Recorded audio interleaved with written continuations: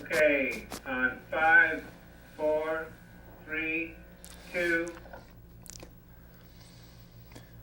Hi, I'm Covert Bailey. You've probably seen me on television a lot lately. I have my own PBS show, and you know that I talk about fitness most of the time. My show called Fit or Fat. I talk about your health. I want people to be healthy, and I put out a lot in those programs. Well, I got something new for you today because I also think the health of a nation is something that's worth talking about. I have a friend named Harry Browne. He's running for president. He's got fresh ideas, and I don't care if you're a staunch Democrat or a staunch Republican. Sometimes you get sick with the people in your own party, don't you, right? How about some fresh new ideas? I'm going to have a talk with Harry Browne. Let's do it. Harry, you made some pretty wild claims sometimes, but one of the ones that really intrigues me is the name of your new book, Government Doesn't Work. In fact, it's called Why Government Doesn't. Tell me, why doesn't government work? What did you mean by that? Well, government doesn't work. It doesn't deliver the mail on time. It doesn't educate our children properly. It doesn't keep the cities safe. Everything it touches and everything it promises seems to turn to dust. And the reason is that government is force. And when you try to force people to do things, they never do exactly what you intended for them to do. They always begin to look for ways to get around it. So what we have to do is to rely on force as little as possible. Get the government out of everything that we can and rely on us to take care of our own lives. Now, did I hear the word right? Force? You're saying the government relies on force. Sure. What do you mean The by only that? reason you pass a law is to force people to do what they don't want to do, or force them to pay for something they don't want to pay for, or forcibly prevent them from doing what they do want to do. And any businessman can tell you that you don't get anywhere trying to intimidate your employees. You have to motivate them to want what you want. And the problem is that government is force, and so force doesn't work, and so government programs don't work. Its war on poverty has escalated poverty many times over. Its war on drugs has increased drug use and increased crime in America rather than the opposite, which was what was promised. Yeah, I noticed that myself a lot. I see the war on drugs, and the drug problem gets worse and worse and worse, and so you have a bigger war on drugs, and I think something's wrong with the system there. Right, and the answer is not to reform the federal government, not to find somebody better able to manage big government, but to reduce it to the absolute minimum possible. And that's what my program is all about. I'm saying to the American people, would you give up your favorite federal programs if it meant you never had to pay income tax again? Because that's the cost of those programs. It isn't the 20 cents a day or $3 a month or $20 a year that the politicians like to say when they want to trivialize your farm subsidy or student loan or the Corporation for Public Broadcasting, whatever it is.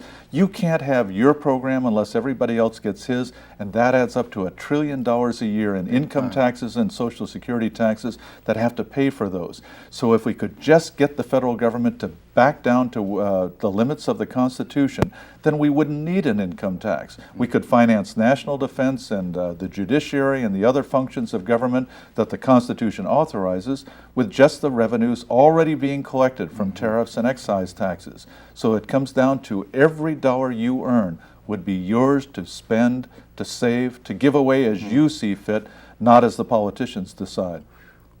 I would imagine that at this point. point. Pause on that. I think you may want to come in and have a look at that. Okay. Stand by for us to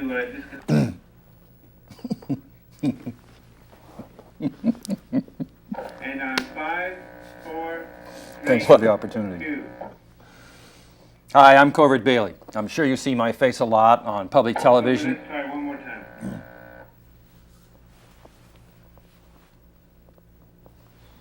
On 5, 4, 3, 2. Hi, I'm Covert Bailey. I'm sure you've seen my face a lot on public television, and usually I talk about being fit or fat, right? I'm interested in people's health, and I pour out a lot of myself on those shows, whether you know it or not. I care about your health. I also care about the nation's health, and so I'm going to do something weird and different today. I think that my friend Harry Browne, who is now running for president, should be heard. I don't care if you're a staunch Democrat or a staunch Republican. I'm sure you get sick and tired of your elected officials sometimes, don't you? It's time to hear something fresh and something new. Let's have a talk with Harry Browne. Harry, I love your book, Why Government Doesn't Work. But What did you really mean? What do you mean when you say government doesn't work? Well, it doesn't work. It doesn't deliver the mail on time. It doesn't educate our children properly. It doesn't keep the cities safe. Everything it promises turns to dust. And what we need is not to reform government, not to find somebody better able to manage big government, but to reduce it to the absolute minimum possible. So if I hear you right, you're taking a little bit of shot at both our prominent candidates right now. That what they want to do is just reform what we've already got. Oh, of course. They all think that they can manage big government better. But the fact is that government doesn't work. Its war on drugs has escalated drug use and crime in America. Its war on poverty has increased poverty many times over. And we have to get the federal government out of all of these areas that it's moved into over the last 30 to 60 years and made such a mess of. So it's not so much what the government's into, but if I hear you right, you're attacking size, just the size of government, really. Absolutely. It doesn't work, and we have to get it out of our lives if we can to make it as irrelevant as possible.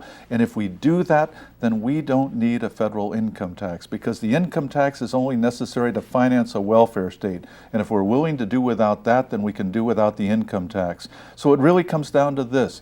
Would you give up your favorite federal programs, whatever they are, farm subsidy, student loan, maybe you love the Corporation for Public Broadcasting, whatever it is, would you give up your favorite federal programs if it meant you never had to pay income tax again?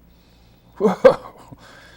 I'm afraid of the person who says, I don't have a favorite federal program. And there are a lot of those. I'm sure you're right. Okay, let's see if I've got that right. What you're suggesting is that it's possible we might have no income tax at all, but you're saying that people give up something favored in order to get that. Yes, give up a favorite federal program. Or if you don't have any favorite federal program, then you're just a net winner all the way around.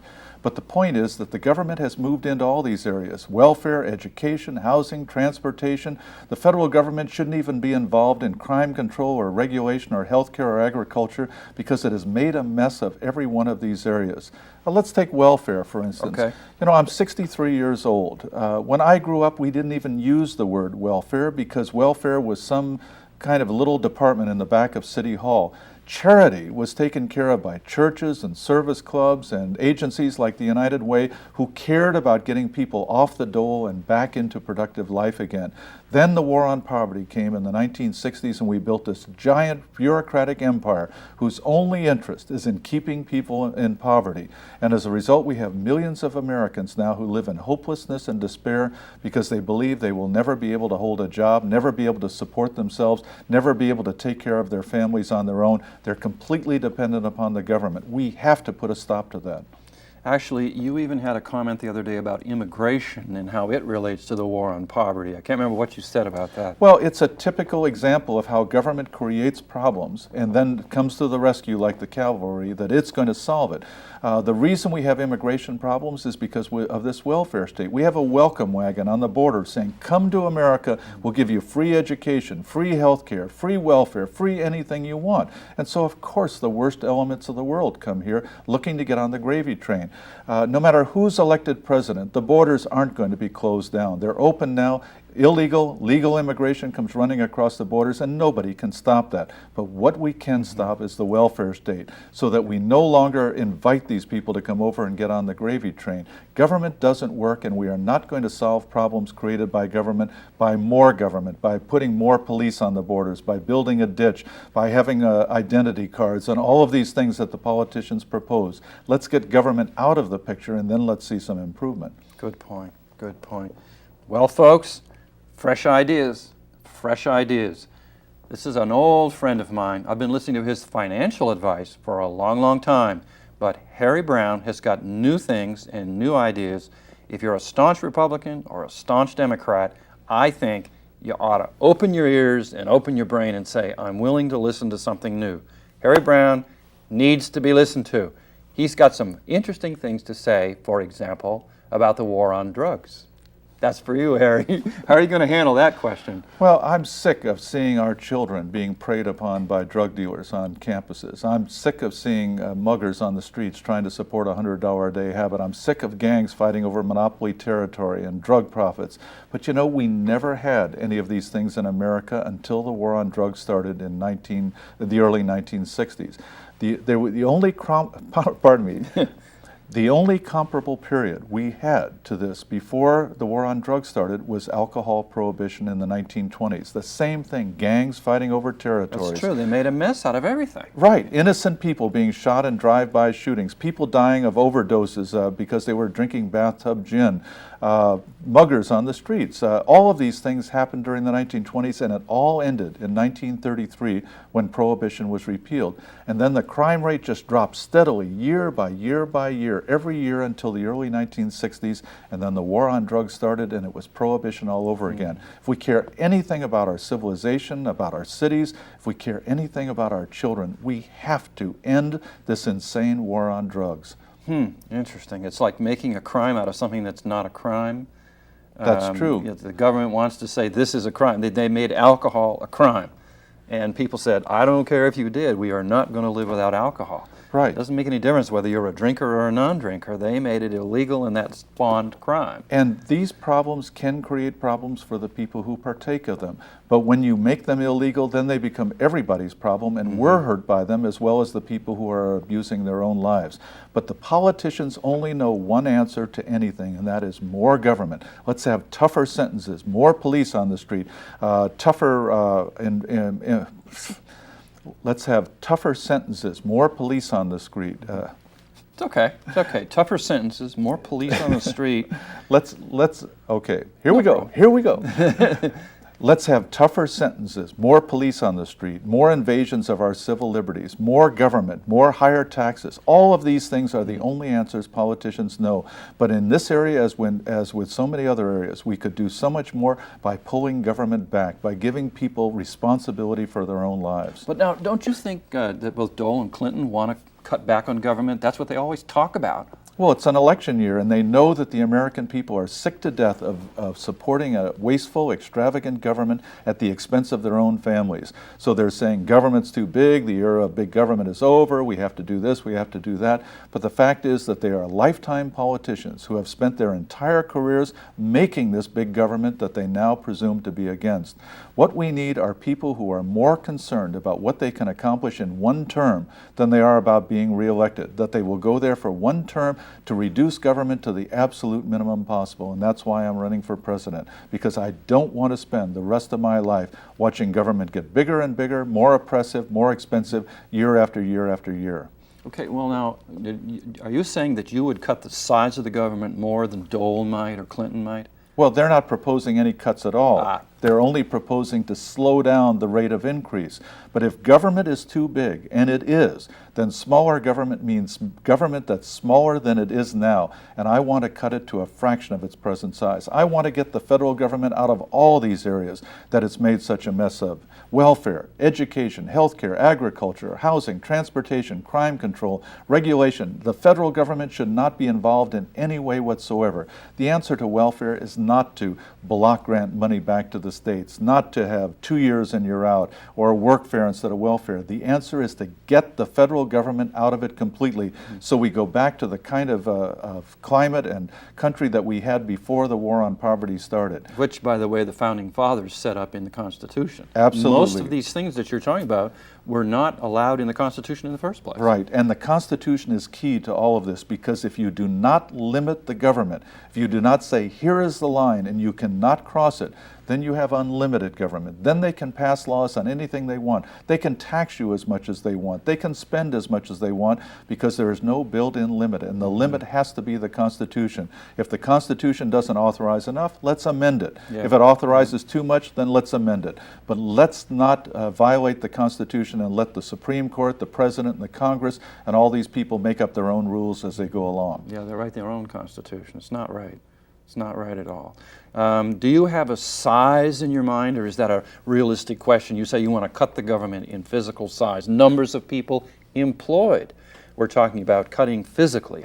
Do you have something in your head about that? Well, I don't really care how many people are employed, although it would certainly be a lot fewer than it is now, but I want to see the government involved in far fewer things than it is now. And I believe I have laid out in my book Why Government Doesn't Work, a budget whereby the government could operate on $100 billion a year.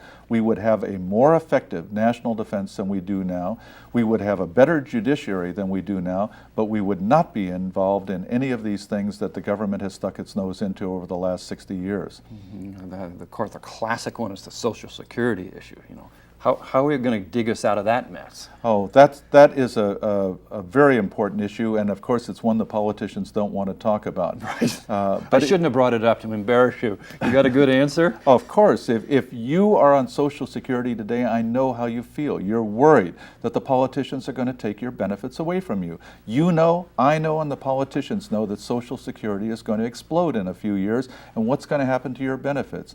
If you're a young person putting money away, you know Social Security isn't going to last as long as you are, and so you figure this is all money just going down the drain. What are we going to do?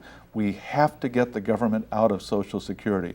And how do we do that without leaving anybody holding the bag? Sell off all these assets that the government has acquired with our money. It owns tens of thousands of buildings, lands all over the western states, pipelines, power companies, unused military bases like the Presidio. All of these things, let's put them on the auction block, get the money for them, and then with the first proceeds that come in, buy lifetime annuities for the people who are dependent on Social Security today, so that they have guaranteed contracts that nobody can take away from them, and the rest of us will be free of that 15% Social Security tax forever. The only way we're going to solve the problem is to get the government out of it, because government doesn't work and it can't operate a retirement system any better than it can operate the post office. Good point, good point.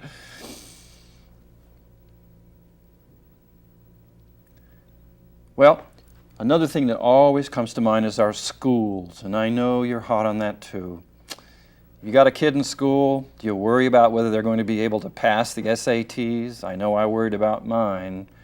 And you have to remember that an awful large percentage of the decisions made about policy in public schools is coming right out of Washington. Well, if kids are doing worse and worse and worse on the scholastic aptitude tests, there are kids getting out of high school who can't read applications for a job. Wow, I think our schools are getting worse. Harry's got an answer for that. Well, first off, we should have never let the federal government stick its nose under the tent. It has ruined our schools. The SAT scores started dropping in the 1960s when the federal government first moved in. So we obviously have to get the federal government out of it, and that doesn't mean just closing the Department of Education and then spreading the functions around to other areas of the federal government, but getting the federal government completely out of education. But the most important thing we can do for education in America is to repeal the federal income tax. Whoa, you're relating federal income tax repeal to improving the school system? Absolutely. This I got to hear. Can you imagine, suppose you have children in schools today, and suppose you didn't have to pay income tax. You could have the resources then to put your child in any school you wanted, private, religious, secular. You could ask for a school that had prayer or no prayer, sex education or no sex education. Whatever kind of curriculum you thought was best, you could find a school that met that. No more arguing with your neighbors or the school board over curriculum. No more writing letters to Congress. You just simply take the resources that you've earned and use them to buy the education for your children you want. This will do more to improve education in America than any federal program or any state or local program. Just the ability to withdraw your child and put them in any school you want forces the school to get better, because suddenly they have no students. Of course. And this applies all the way across the board with anything, housing, healthcare, all of these areas. If we get the government out of it so it's not running up the price of things, and we have control over our own money, if every dollar you make is yours to spend, to save, to give away as you see fit, not as somebody in Washington thinks is best, then obviously you're going to get far more for your money, because you will spend it wisely. You will worry about what happens to it because you've got to earn the money to replace it. They don't have to earn the money that they spend, so obviously they don't care whether it works or doesn't work, as long as it satisfies their political friends. And you know, this brings us to an important point. Anytime you think to yourself, the government should do this, or we really ought to have the government do that, you are asking it to become a political decision. You are taking it out of the realm of science or finance or medicine or whatever it is, and turning it over to politics and saying, now I'm going to have this decided by Bill Clinton and Bob Dole and Newt Gingrich and Teddy Kennedy, and all these people will get together and they'll negotiate some kind of a deal that will make it good for the politicians, that will reward their political backers, that will reward the people who have the most political influence, which is never you or me. So get them out of it in the first place. Absolutely. Which is right back to the Constitution. I hate to keep harping on that. Don't make political issues out of things that we should be deciding for ourselves. On a local level. I totally agree. I totally agree. I've heard the number that we now have 51% of American people who are employed are working for the government. Is that number accurate? No. Not quite? No. No. Go ahead. I'm sorry. Today, 48% of our, today, 48% of the national income is eaten up by federal, state, and local taxes. That means virtually half of everything you make goes to government at one level or another. That means if you and your spouse are both working, in effect, one of you is working for the government and the other one is working for your family. That's not right. Yeah, or the other way of looking at that is if half of my pay almost, that means if I start work in January, I work January, February, March, half the year, and none of it comes to me. Right. And then the second half of the year, I work for me. Right. Doesn't seem right. And in my program, the proposals that I'm making, we will reduce that the first year to 25%. That means that instead of half of what you earn being yours to control, 3/4 of it will be almost immediately, and that means you're getting about a 50% increase in the disposable income, the money that you can spend on what you need to take care of your family. And speaking of families, look what this does for family values. You'll be able to implement the values that you believe in, not the values that Bill Clinton or Bob Dole thinks are best for you. You'll be able to decide what to do with your money, how to raise your child, who's going to control the teaching of that child, and everything. The family value issue is, for me, is the most laughable hoax that ever was. The politicians are claiming, oh, I believe in family values. And the very definition to me of family values means that we as a family decide what our values are. Absolutely. And what they do is say, we are going to help you with family values by telling you what they are.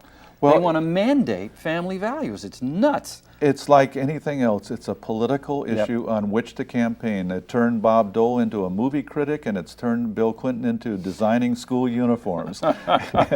And really, what you really want is just to have your own money back so that you can take care of your children by the values that you believe in. Okay, now you're saying we're going to cut the income tax down by 25%? Is that No. We're going to get rid of the income tax entirely and replace it with nothing. No flat tax, no flat tax, no sales tax. We can finance national defense, the judiciary, and the other functions of government that the Constitution authorizes with just the revenues already being collected from tariffs and excise taxes. Tariffs are taxes that are imposed upon imports, and excise taxes are on cigarettes, alcohol, gasoline, a few other things that the federal government taxes. And the revenues we get now are sufficient for the constitutional functions of government. They're just not sufficient for a welfare state. And if we're willing to give up the welfare state, we can be free of the income tax forever. And that means the personal income tax, the corporate income tax, the estate tax, the gift tax, Social Security tax, capital gains tax, all direct taxes. You will never have any relationship with the IRS again. In fact, abolish the IRS. It's gone. It's history. Of course. Of course. It is the worst abomination that has ever been perpetrated on a free country. The idea that they can go rummaging through your bank account, looking for evidence with which to hang you. The idea that they can summon you into their offices and say, here, bring all of your records and prove to us that you have not been cheating. Prove to us that you really didn't earn any more money than you said and that you really did spend the money on expenses that you say. This is just totally incompatible with a free country. Ooh. I wonder what the tax accountants will do if we get rid of the IRS. Oh, they'll find gainful employment. You know, the interesting thing, people always say, but what about all those government employees and so on? That is a good point. I have never found a tax attorney who didn't say, I would give up the income tax in a moment, because they pay income tax too. I have never come across a government employee yet who didn't say, you think government doesn't work? You don't know the half of it. I'm on the inside. I can tell you horror stories that you've never dreamed of. These people would like to be free of the federal government, free of the income tax, like to be able to be employed in the private sector in much more productive jobs, much more secure jobs than they have in the government. And when we repeal the income tax, we're going to leave in the economy $1 trillion a year that's currently being sucked out in income and Social Security taxes. And that $1 trillion is going to buy a job for everyone who can work and charity for everyone who can't work. Boy, I don't know about you. We talked about health in the country. We've got a new way to look at it, don't we? Let's come back in a second. That sentence will be cut out. He gave me the 5-minute warning. Covert Bailey, and then turn to his my way, and turning it into government doesn't work. It doesn't educate our children, and so on. And we have speed on 5, 4, 3, 2. Hi, I'm Covert Bailey. You've seen me on public television a lot talking about being fit or being fat. Okay, one of the things that's different about me today is that I'm interviewing a gentleman here who's an old friend of mine, Harry Browne. He's running for president of the United States. And one of his issues is he says we need to cut the size of government. I have the feeling government's into everything. They tell us how to run our schools. The government tells me how to run my business. I don't like it very much, so I'm very sympathetic. Let's see what Harry wants to do. How are you going to cut the size of government? How is that any different from what Dole or Clinton want to do? They talk about reducing government size too. Oh, well, they talk about government being too big with one hand, and with the other hand, they tell you about all the new government programs that are going to make your life better. But what they don't realize is what the American people do realize, and that is that government doesn't work. It doesn't deliver the mail on time, it doesn't educate our children properly, it doesn't keep the cities safe, and what we need is not to reform government, not to find better government programs, not to find somebody who can better manage big government, but to reduce it to the absolute minimum possible. Whoa, what would that be? What is the minimum possible? Well, the Constitution of the United States says the federal government should be involved with national defense, the judiciary, and a few other functions. It says nothing about getting the government into welfare, education, housing, transportation, all of these areas that it's moved into over the last 30 to 60 years and made such an unholy mess of. So basically you're very much in tune with the founding fathers, the people who wrote the Constitution. They Yes. thought about it a lot. They said federal government should not be involved in these things, and it is. Right, and it spelled it out in the Constitution, and the 9th and 10th Amendments said nothing that isn't authorized in the Constitution is the province of the federal government. And one thing they didn't want was an income tax. They didn't want any direct contact between you and the tax collector. And as a result of that, for 130 years, we got along just fine in this country without an income tax. But once we had that, then it was easy to create a welfare state because financing was unlimited. How are we ever going to get back to where we once were before? How are we ever going to disentangle people from all of these government programs that they've become dependent upon? Well, I think there is a very simple way. All right. And that is to tie everything up together. And I'm asking the American people, would you give up your favorite federal programs? I don't care whether that's a farm subsidy, a student loan, or maybe you just love the Corporation for Public Broadcasting, but would you give up your favorite federal programs if it meant you never had to pay income tax again? Because that's the price of it. That's what you're paying in order to have those programs that you like. In other words, everybody's got something that he says, oh, I couldn't give up this, I couldn't give up that. But the question is, would you say, wait a minute, yeah, I could give up that one thing that I really like. If you're a farmer and you say, well, I don't know if I could make it without farm subsidies. But in fact, if they said, all right, I'll give up farm subsidies if you give up this, if everyone gave up his favorite program. Yes, we have to do it all at once, and we have to repeal the income tax. And when I say repeal the income tax, I mean repeal it and replace it with nothing. No flat tax, no sales tax, but just finance government with only the revenues coming in now from tariffs and excise taxes, which are enough for national defense, the judiciary. See, now that's going to be a hard thing to get. Folks, are you out there hearing what Harry's saying? He's saying no income tax, not a flat tax. Don't replace one with the other. You know what, Okay. we're going to do that one over again because we just ran out of things. But it was really nice. It always happens when it's really nice.